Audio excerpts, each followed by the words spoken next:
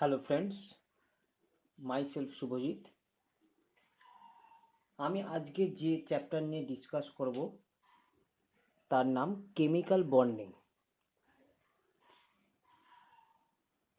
এই চ্যাপ্টারটি আমরা কয়েকটি পার্টে পড়ব। তো আমরা 9-10 পর্যন্ত যেটুকু কেমিক্যাল বন্ড সম্পর্কে জেনেছি তার মধ্যে ছিল only ionic bond and covalent bond.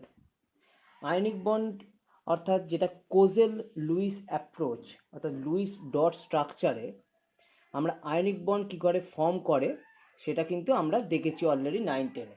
অর্থাৎ জাস্ট ফর এক্সাম্পল NaCl, সোডিয়ামের যে এক্সেস ইলেকট্রনটা আছে সেটা সেই ক্লোরিনকে দিয়ে দেবে, তার জন্য ক্লোরিনও অক্টেট ফিল আপ হবে, সোডিয়ামেরও অক্টেট ফিল আপ হবে, সেখান থেকে Na+Cl-, সেখান থেকে NaCl। এটা আমরা এই ইলেকট্রন ডট স্ট্রাকচারটা আমরা জেনেছি। কোভ্যালেন্ট বন্ডও আমরা জেনেছি কি না, কোভ্যালেন্ট বন্ডে ইলেকট্রন শেয়ারিং হবে।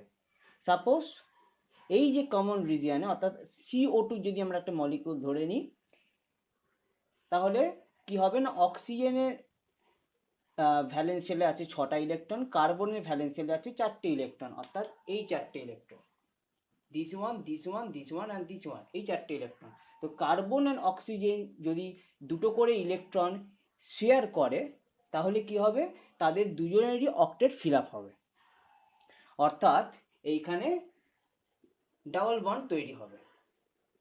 এটাও আমরা জেনেছি কোভ্যালেন্ট বন্ডকে কিভাবে ডট স্ট্রাকচার দিয়ে আঁকা হয়। এইখানে আরেকটা বন্ড আমাদের পড়তে হবে যেটার নাম হচ্ছে কোঅর্ডিনেট অর ডেটিভ বন্ড, যেটা নিয়ে আমি পরে ইলাবোরেটলি ডিসকাস করব। আমি জাস্ট একটা এক্সাম্পল দিচ্ছি কোঅর্ডিনেট বন্ডটাকে কিভাবে এই ডট স্ট্রাকচার দিয়ে আঁকা হয়। আমরা আয়নিক বন্ডের ক্ষেত্রে কি দেখেছি না, একটা ইলেকট্রন সে পাশের এলিমেন্টকে দিয়ে দেবে, তো পাশের আয়নকে দিয়ে দেবে। কোভ্যালেন্ট বন্ডে কি দেখেছি না, ইলেকট্রন দুটোই শেয়ার করবে, দুটো এলিমেন্ট। কোঅর্ডিনেট বন্ডের ডিফারেন্স হচ্ছে, সাপোজ কোঅর্ডিনেট বন্ডের একটা এক্সাম্পল যদি আমরা ধরে নিই HNO3, তাহলে এটার ডিফারেন্স হচ্ছে নাইট্রোজেন HNO3 যদি আমরা ড্র করি,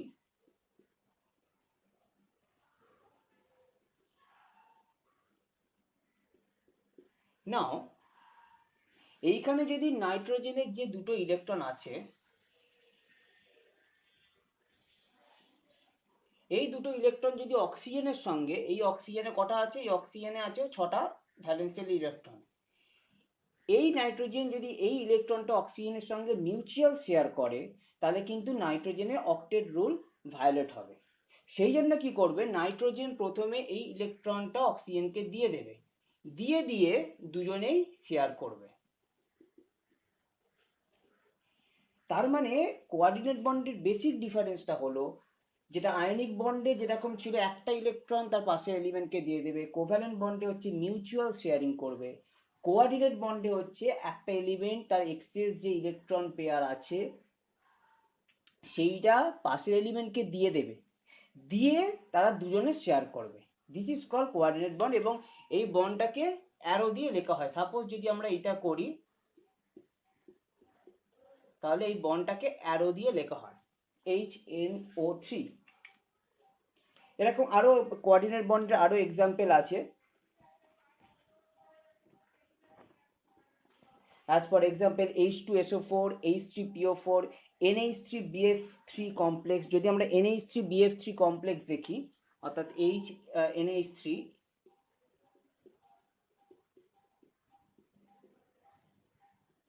and BF3 কমপ্লেক্স,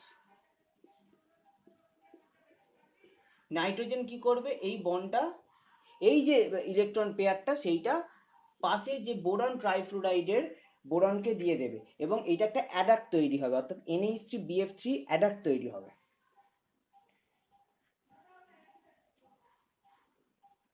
না, এখানে আরেকটা জিনিস বলার, সেটা হচ্ছে formal charge. What is formal charge? আমরা এতদিন ধরে যে আমরা যে চার্জগুলো আমরা লিখে এসেছি, সাপোজ কার্বনেট আয়ন, আমরা নর্মালি কার্বনেট আয়নটা কিভাবে লিখি না, CO3 মাথায় 2-। সাপোজ আমাদের কার্বনেট আয়ন লিখতে দেওয়া হলো, আমরা কি লিখি না CO3 মাথায় 2 বা অ্যামোনিয়াম আয়ন লিখতে দেওয়া হলো, আমরা কি লিখি NH4 মাথায় প্লাস। কিন্তু এই মাথায় মাইনাস সাইন বা প্লাস সাইনটা কোন এলিমেন্টের জন্য আসছে সেইটা কিন্তু আমরা এখনো পর্যন্ত দেখিনি। এইবার আমরা দেখব by calculating of formal charge. Formal চার্জের একটা ফর্মুলা আছে। ফর্মাল চার্জ যদি আমরা এফ ধরে নিই, F equals to V minus S by two minus L. ভিটা কি? ভিটা হচ্ছে ভ্যালেন্স সেলে যে কটা ইলেকট্রন থাকে, এসটা হচ্ছে শেয়ার ইলেকট্রনস অ্যান্ড এলটা হচ্ছে আনশেয়ার ভ্যালেন্স ইলেকট্রনস। সাপোজ আমরা যদি একটা এক্সাম্পল নিই HClO4, HClO4, তো HClO4 এর আমরা যদি ক্লোরিনের যদি ফর্মাল চার্জ আমরা ক্যালকুলেট করি তাহলে কি হবে? আমরা আগে স্ট্রাকচারটা পুরো এঁকে নিই, বন্ড পরে দিচ্ছি। HClO4, তাহলে কি হবে না HClO4 যদি আমরা ক্যালকুলেট করি, এখানে ক্লোরিনের অক্টেট ফিল আপ হয়ে গেল, এখানে একটা বন্ড, এখানে অক্সিজেনের দুটো লোন পেয়ার আছে, এইখানে তিনটে,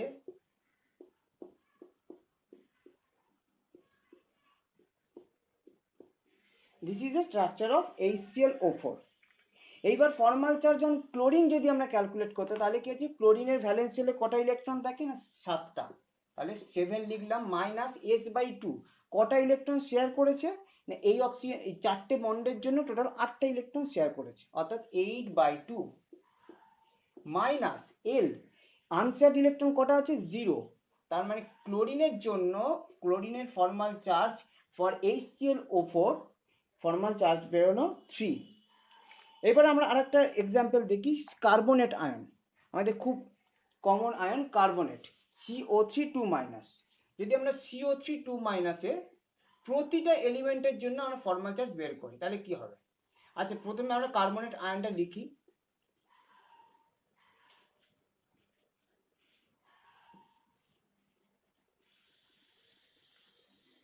কার্বনেট আয়নটাকে দেখতে হচ্ছে এইরকম, একটা ডাবল বন্ড, এইদিকে একটা অক্সিজেন, এইদিকে একটা অক্সিজেন, তার মানে এখানে 6টা থাকবে,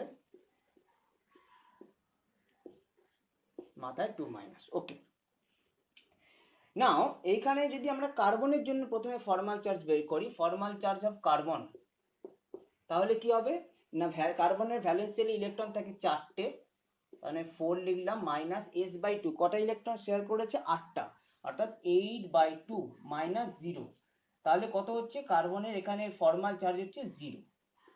যদি আমরা যে ডাবল বন্ডেড অক্সিজেন আছে সেইটা যদি আমরা বের করি, ডাবল বন্ডেড অক্সিজেনের ক্ষেত্রে ফর্মাল চার্জ, ডাবল অক্সিজেনের বাইরের সেলে কটা থাকে না বাইরের সেলে থাকে 6টা, তাহলে 6 মাইনাস কটা ইলেকট্রন শেয়ার করেছে 1 2 3 4, মানে 4/2, কটা ইলেকট্রন আনশেয়ার অবস্থায় আছে, এখানে আঁকা হয়নি, আনশেয়ার অবস্থায় আছে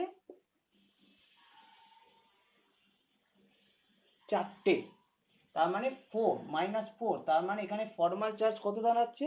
ফর্মাল চার্জ দাঁড়াচ্ছে এইটার ক্ষেত্রে 0। Formal charge of oxygen, formal charge of oxygen যদি সিঙ্গেল বন্ডের জন্য আমরা বের করি তাহলে কত হবে? সিঙ্গেল বন্ডের জন্য যদি আমরা বের করি, দুটো অক্সিজেনেরই সেম ফর্মাল চার্জ হবে, সেম অক্সিজেনের ভ্যালেন্স ইলেকট্রন হচ্ছে 6 মাইনাস কটা ইলেকট্রন শেয়ার করেছে না 2টো, অর্থাৎ 2/2, কটা ইলেকট্রন আনশেয়ার অবস্থা আছে 6টা, তার মানে এখানে হচ্ছে ফর্মাল চার্জ বেরোবে -1, অর্থাৎ অক্সিজেন, এই অক্সিজেনগুলোর ফর্মাল চার্জ -1 করে, এই অক্সিজেনটার হচ্ছে 0 আর এই কার্বনটারও হচ্ছে 0, এই দুটো অক্সিজেনের -1-এর জন্য আমাদের কিন্তু চার্জটা -2 আসে।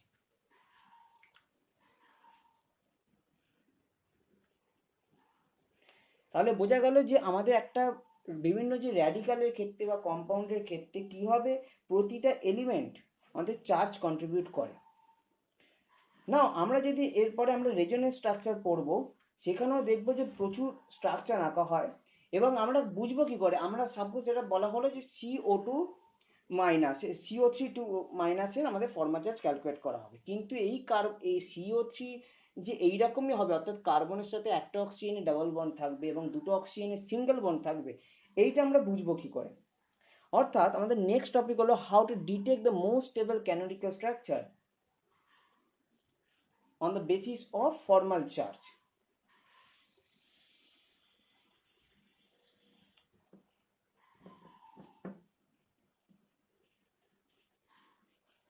না, যদি আমরা দেখি তাহলে এখানে হচ্ছে তিনটে রুল বলা হচ্ছে how to detect the most stable canonical structure. Rule 1 বলা হচ্ছে the most stable canonicals should have the distribution of lower formal charge, অর্থাৎ ফর্মাল চার্জের ডিস্ট্রিবিউশনটা লো হতে হবে। নেক্সট রুল 2 হচ্ছে localisation of negative charge on more electronegative element is more stable, অর্থাৎ more electronegative, যে এলিমেন্টে ইলেকট্রোনেগেটিভ যত বেশি থাকবে সেইখানে যদি নেগেটিভ চার্জ থাকে সেইটা বেশি স্টেবল হবে। অ্যান্ড রুল 3 হচ্ছে সিমেট্রিক্যাল ফর্মাল চার্জ ডিস্ট্রিবিউশন। তো একটা এক্সাম্পল দিয়ে আমাদের বোঝানো যাক। সাপোজ CnO মাইনাস, এটা একটা আয়ন CnO মাইনাস, এইটাকে তিন ভাবে লেখা যায়।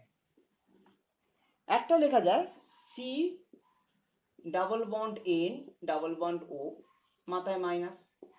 আর একভাবে লেখা যায় কি না C triple bond N bond O মাথায় মাইনাস। আর একভাবে কি লেখা যায় না C single bond N triple bond O মাথায় মাইনাস। অর্থাৎ তিন রকমই আমাদের পসিবিলিটি থাকতে পারে। আচ্ছা, আমরা এখানে প্রথমে লোন পেয়ারগুলো লিখে দিই।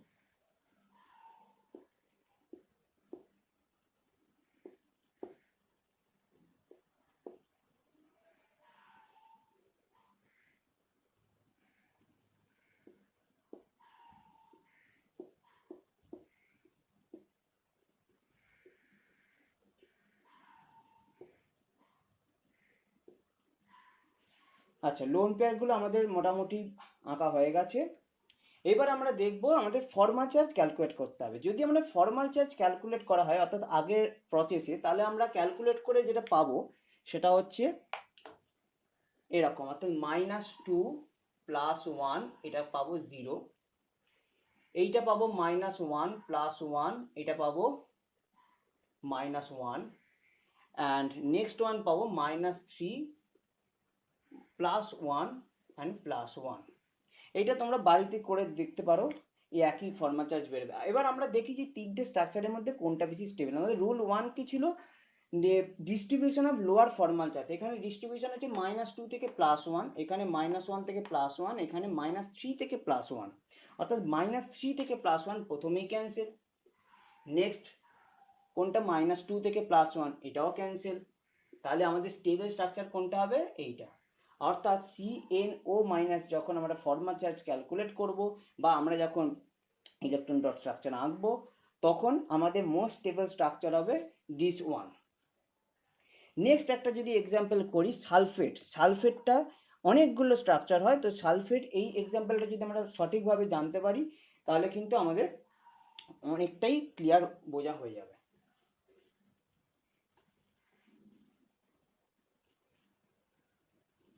নাও নেক্সট হচ্ছে সালফেট, অর্থাৎ sulphate SO4 2 minus, SO4 2 minus. সালফেটটা আমরা ড্র করা যাক। প্রথম হচ্ছে চারটেই অক্সিজেনের ডাবল বন্ড, এইটা একটা হতে পারে। আর একটা কি হতে পারে না একটা সিঙ্গেল বন্ড অক্সিজেন হয়ে গেল, বাকিগুলো সব ডাবল বন্ড। নেক্সট ওয়ান কি হতে পারে, দুটো অক্সিজেন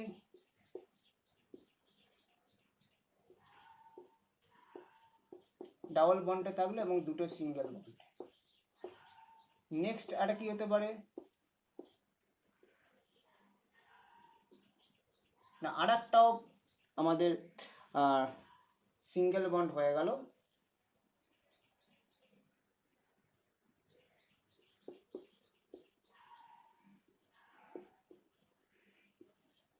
আর একটা কি হতে পারে চারটেই সিঙ্গেল বন্ড।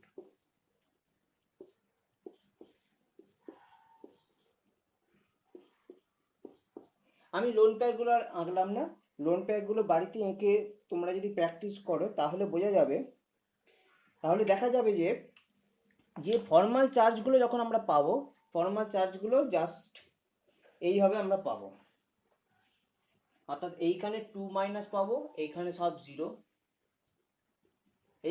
এইখানে পাবো 1 মাইনাস, এইখানে 1 মাইনাস সব জিরো এগুলো, এইখানে পাবো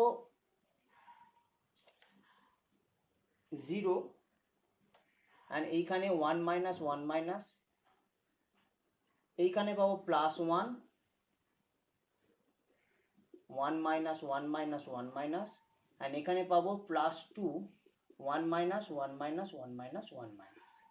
সো এবার যদি আমরা রুলগুলো দেখি যে কোনটা বেশি স্টেবল হবে, তাহলে সব থেকে বেশি চার্জ ডিস্ট্রিবিউশন কোনটাতে, বেশি চার্জ ডিস্ট্রিবিউশন আছে স্ট্রাকচার 5 অ্যান্ড স্ট্রাকচার 1-এ বেশি চার্জ ডিস্ট্রিবিউশন আছে। এইখানে -2 থেকে 0 এটা ক্যান্সেল, এটা হচ্ছে +2 থেকে -1 এটা ক্যান্সেল, এটা হচ্ছে +1 থেকে -1 এটাও ক্যান্সেল, তাহলে দুটো আছে -1 থেকে 0 অ্যান্ড 0 থেকে -1। এই দুটো স্ট্রাকচারের মধ্যে আমাদের দেখতে হবে কি, কারণ রুল 2 অ্যান্ড 3, রুল 2 অ্যান্ড 3 কি ছিল, যে মোর ইলেকট্রোনেগেটিভ এলিমেন্টের যদি নেগেটিভ চার্জ থাকে তাহলে সেটা বেশি স্টেবল হবে, আর একটা কি ছিল না সিমেট্রিক্যাল ফর্মাল চার্জ ডিস্ট্রিবিউশন। যদি ওই দুটো রুলকে আমরা কনসিডার করি তাহলে এই চ্যাপ্টারটা ক্যান্সেল আর correct structure would be this one. তাহলে এইভাবে আমরা কোন স্ট্রাকচারটা, কোন ক্যানোনিক্যাল স্ট্রাকচারটা মোর স্টেবল হবে সেইটা কিন্তু আমরা ক্যালকুলেট করতে পারি। এবারে আমরা একটা টপিকে আসবো, যখন আমরা বন্ড বললাম যে ionic bond, covalent bond, coordinate bond, এই বন্ডগুলো ফর্মেশন করতে গেলে অনেকগুলো ফ্যাক্টর কাজ করে। যেমন সাপোজ ধরা যাক আয়নিক বন্ড, আয়নিক বন্ডের কিন্তু অনেকগুলো ফ্যাক্টর গভর্ন করে, যেমন ionisation enthalpy, electron gain enthalpy, lattice energy, difference in electronegativities. এইখানের মধ্যে ভীষণ ইম্পর্টেন্ট হচ্ছে ল্যাটিস এনার্জি, অর্থাৎ আয়নাইজেশন এনথালপি ক্যাটায়নের ক্ষেত্রে স্মল হবে এবং অ্যানায়নের ক্ষেত্রে ইলেকট্রন গেইন এনথালপি বেশি হলে আয়নিক বন্ড স্ট্রং হয়, এটা যে কোনো বইতেই পাওয়া যায়। এবং ল্যাটিস এনার্জিটা হচ্ছে এখানে একটা নিউ টার্ম, ল্যাটিস এনার্জি কীভাবে আয়নিক বন্ডকে এফেক্ট করে সেটা আমরা দেখব। ল্যাটিস এনার্জিটা কি না, এর ডেফিনেশনে বলা হয় যে it is the amount of energy released whenever requisite number of gaseous cations and anions corresponding 1 gram formula weight of the ionic compound are brought from infinite distance to the crystal lattice point। অর্থাৎ যদি একটা gaseous cation and gaseous anion নিয়ে আমরা যদি একটা crystal lattice তৈরি করতে যাই তাহলে কতটা এনার্জি লিবারেটেড হবে, সেটাই হচ্ছে আমাদের ল্যাটিস এনার্জি। এই ল্যাটিস এনার্জির একটা ইকুয়েশন আছে, কীভাবে ক্যালকুলেট করা হয়, ইকুয়েশনটাকে বলা হয় বন্ড-ল্যান্ড ইকুয়েশন, এবং এই ইকুয়েশনটা ডিরাইভ করা হয়েছিল মোর কার্ভ থেকে, সেইটা আমি একটু বলার চেষ্টা করছি।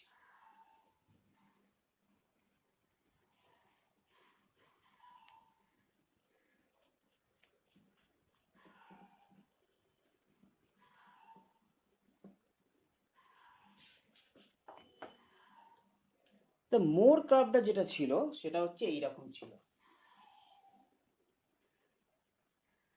এটা যদি পজিটিভ হয় এটা নেগেটিভ হয় এবং এইদিকে যদি এনার্জি যায়, বলা হচ্ছে যে মোর কার্ভের পিকচারটা ছিল এইরকম। এইদিকে যদি আমাদের ইন্টারনিউক্লিয়ার ডিস্টেন্স রাখা হয় এবং এইদিকে যদি আমাদের এনার্জি একটা কার্ভ করা হয়, তাহলে বলা হচ্ছে কি না এনার্জি ডিউ টু রিপালশন, অর্থাৎ ইলেকট্রনের সঙ্গে যে রিপালশন হয় সেইটার জন্য এনার্জি কার্ভটা পাওয়া যাবে this one, this for repulsion,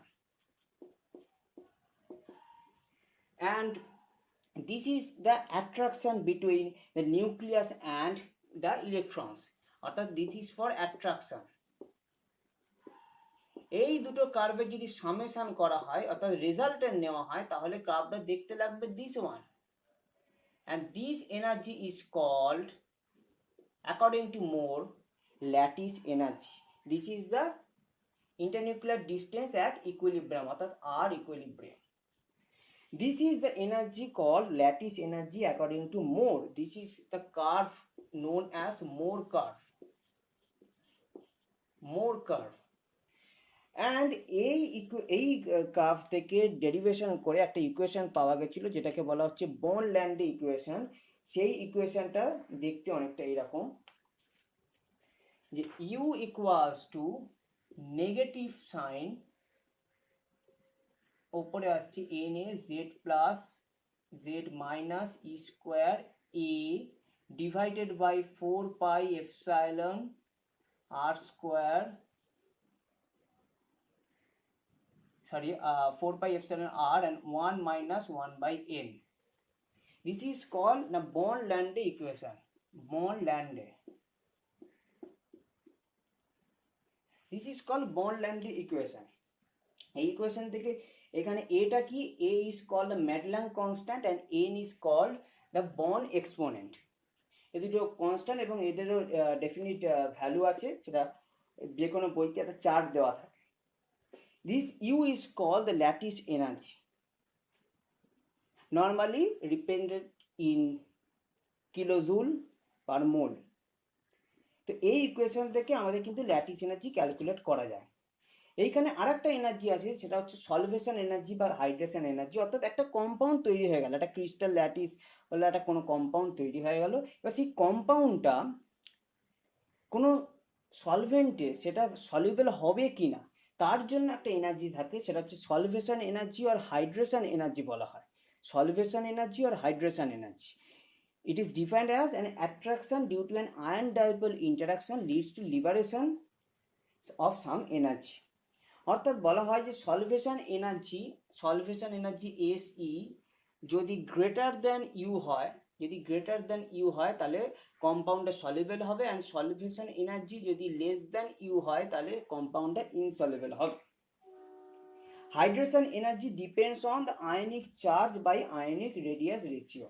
অর্থাৎ this energy, this solvation energy or hydration energy depends on charge by radius ratio. এইটা একটা টাইপ গেল যেভাবে আমরা ল্যাটিস এনার্জি ক্যালকুলেট করা যায়। আরেকটা মেথড আছে, সেটা হচ্ছে বর্ন হেভার সাইকেল। সেটাও আমি একটু বলে দিচ্ছি যে বর্ন হেভার সাইকেল দিয়ে কিভাবে ল্যাটিস এনার্জি ক্যালকুলেট করা যায়।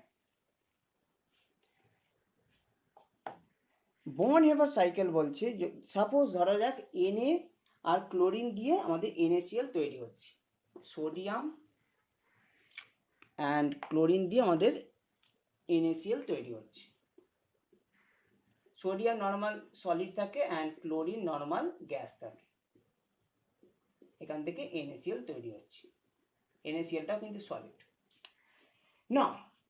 সোডিয়াম একটা এলিমেন্ট সলিড এবং ক্লোরিন Cl2 একটা ডাইঅ্যাটমিক এলিমেন্ট, সেইটা একটা গ্যাসিয়াস মলিকিউল, গ্যাসিয়াস এলিমেন্ট থেকে NaCl একটা কম্পাউন্ড তৈরি হচ্ছে সলিড।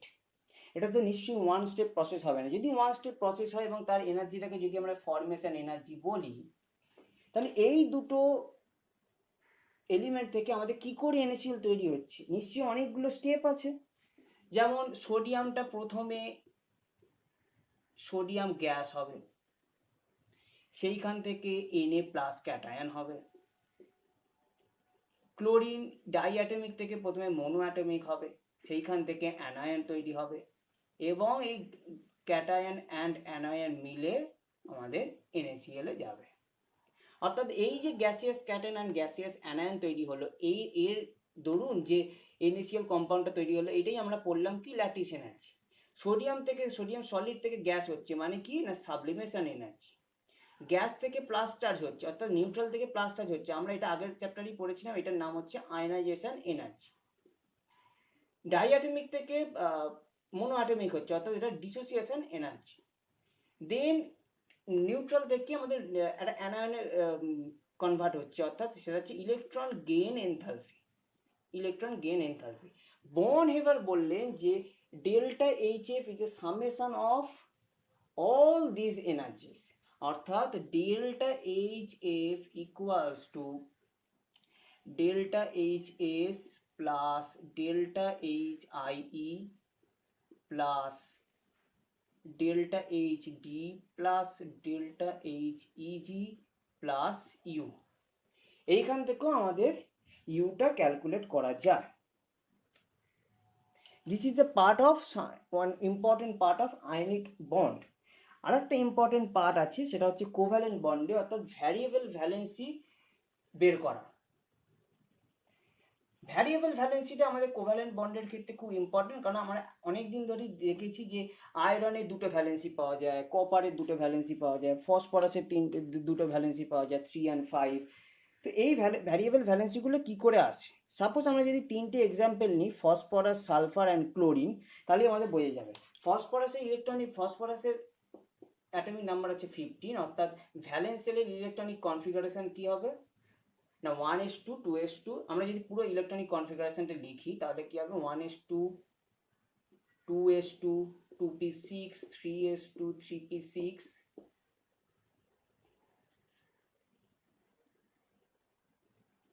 এখানে 3p5 হবে। অর্থাৎ যদি ভ্যালেন্স সেল ইলেকট্রনিক কনফিগারেশন লিখি তাহলে কি হবে না এখানে 3s যদি লিখি, আর এখানে যদি 3p লিখি, 3p, এখানে একটা 3d আমরা এঁকে রাখলাম না। তাহলে 3s এ কি আছে, এই ইলেকট্রনটা আছে, এইটাই হচ্ছে ফসফরাস ইলেকট্রনিক কনফিগারেশন। তাহলে নর্মাল অর্থাৎ গ্রাউন্ড স্টেটে আমাদের ফসফরাসের কটা সিঙ্গেল ইলেকট্রন আছে? একটা। অর্থাৎ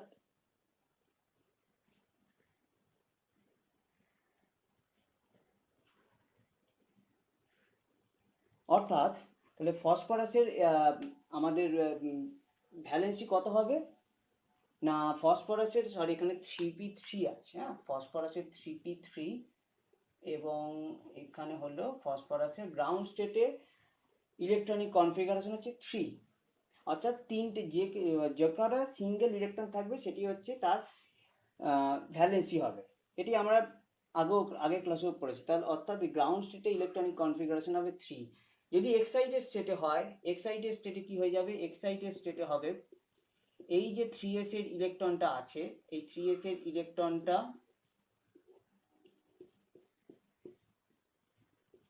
এই 3s এর ইলেকট্রনটা জাম্প করে 3d তে চলে যাবে। অর্থাৎ এখন কটা ইলেকট্রন হলো, এখন হলো 5টা সিঙ্গেল ইলেকট্রন, অর্থাৎ ফসফরাসের এখন ভ্যালেন্সি হয়ে গেল 5।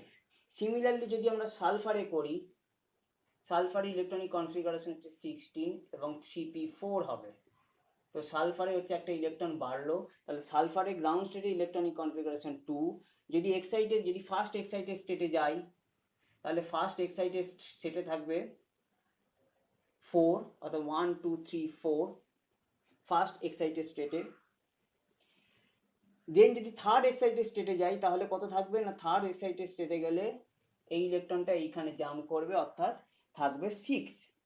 সিমিলারলি যদি আমরা ক্লোরিনের ক্ষেত্রে দেখি, ক্লোরিন 17, ক্লোরিনের ক্ষেত্রে যদি আমরা দেখি তাহলে হবে 3p5। এই ক্লোরিনটাই আমি প্রথমে লিখতে গিয়েছিলাম 3p5। ওকে, যদি 3p5 বলা হয় তাহলে ক্লোরিনের প্রথমে গ্রাউন্ড স্টেটে থাকবে 1, নেক্সট এক্সাইটেড স্টেটে থাকবে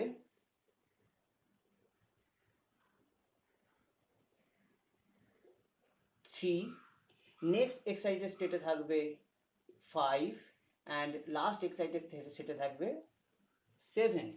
অর্থাৎ ক্লোরিনের 4টে ভ্যারিয়েবল ভ্যালেন্সি পাওয়া যায় ক্লোরিন বা আয়োডিনের ক্ষেত্রে 1 3 5 7।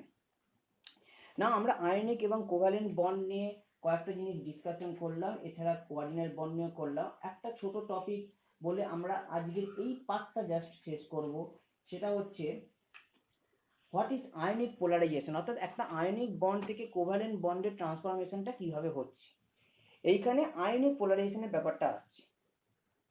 অর্থাৎ বলা হচ্ছে কি, now when an ionic compound contains a small cation and large cation, the positively charged cation attracts the outermost electrons of an anion and repels its positively charged nucleus. This results in distortion or polarization of the anion. এইটাকে যদি আমরা schematic diagram দিয়ে আমরা represent করি তাহলে আমরা বুঝে যাবে আয়নিক পোলারাইজেশন জিনিসটা কি। অর্থাৎ যদি আমরা একটা স্মল ক্যাটায়ন এবং স্মল অ্যানায়ন নিয়ে নিই, লার্জ অ্যানায়ন নিয়ে নিই, স্মল ক্যাটায়ন যদি নিই C+ এবং একটা লার্জ অ্যানায়ন নিচ্ছি A-, তো সেইখান থেকে কি হবে না, সেইখান থেকে অর্থাৎ পজিটিভলি চার্জ ক্যাটায়নটা attract the outermost electrons of the anion, এবং এখানে একটা ডিস্টরশন তৈরি হবে। অর্থাৎ এইটা প্লাস হবে সি প্লাস এবং এইটা হবে অ্যানায়ন এ মাইনাস তৈরি হলো। নাও এখান থেকে কি হবে না formation of polarised covalent bond একটা তৈরি হবে, অর্থাৎ একটা ডেল্টা দেওয়া কম্পাউন্ড তৈরি হবে, A del minus C del positive. এবং এই পোলারাইজড যে কোভ্যালেন্ট বন্ড তৈরি হলো এখান থেকে আমাদের lastly conversion of polarized bond to perfect covalent bond তৈরি হবে, সিএ। অর্থাৎ আমাদের একটা স্মল ক্যাটায়ন এবং লার্জ অ্যানায়ন যদি থাকে সেইখানে কিন্তু আয়নিক বন্ড থেকে কোভ্যালেন্ট বন্ড হওয়ার গ্রেটার চান্স আছে, গ্রেটার পসিবিলিটি রয়েছে। এইখান থেকে ফ্যাজান্স রুল আসে।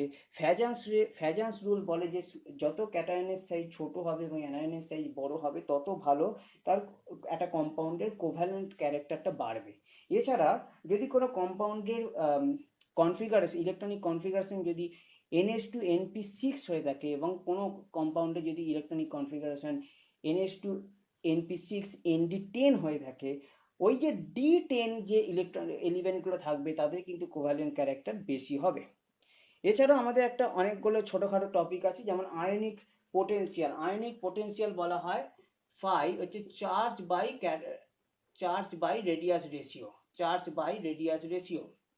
বলা হয় যদি ফাই বাড়ে তাহলে কিন্তু কোভ্যালেন্সিও বাড়বে, অর্থাৎ কোভ্যালেন্ট ক্যারেক্টারটা বাড়বে, কিন্তু simultaneously melting point and boiling point কিন্তু ডিক্রিজ করবে। অর্থাৎ ফাই বাড়লে melting point and boiling point decrease করে এবং কোভ্যালেন্সি বাড়ে, এবং কোভ্যালেন্সি বাড়লে solubility in non polar solvent বাড়ে অ্যান্ড সলিবিলিটি ইন পোলার সলভেন্টস কমে। এছাড়া যত বেশি কোভ্যালেন্ট ক্যারেক্টার বাড়বে তত বেশি কিন্তু কম্পাউন্ডটা কালার্ড হবে, অর্থাৎ হোয়াইট টু কালার্ড কম্পাউন্ডে তৈরি হবে। তো এই পর্যন্ত আমরা আজকে করলাম। নেক্সট দিন আমরা করব এই যে আমরা এতগুলো যে কম্পাউন্ড আমরা পড়লাম বা এতগুলো যে বন্ড আমরা ডিসকাস করলাম, সেই যে এই বন্ডগুলো দিয়ে যে কম্পাউন্ডগুলো তৈরি হচ্ছে সেই কম্পাউন্ডগুলোর জিওমেট্রি কীরকম, স্ট্রাকচার কীরকম, সেই বন্ডগুলোতে বন্ড যেগুলো ইলেকট্রন তৈরি করছে তাদের এফেক্ট কতটা, এবং যে ইলেকট্রনগুলো এক্সেস করে আছে অর্থাৎ লোন পেয়ার যাদেরকে আমরা বলি তা সেইগুলোর এফেক্ট কতটা একটা কম্পাউন্ডের জিওমেট্রি বা শেপ ডিটারমাইন করার জন্য। এই নিয়ে আমাদের তিনটে থিওরি আছে, অর্থাৎ valence bond theory, VS EPR theory এবং এমওটি অর্থাৎ মলিকুলার অরবিটাল থিওরি। এইগুলো নিয়ে আমরা নেক্সট দিন ডিসকাস করব। Thank you.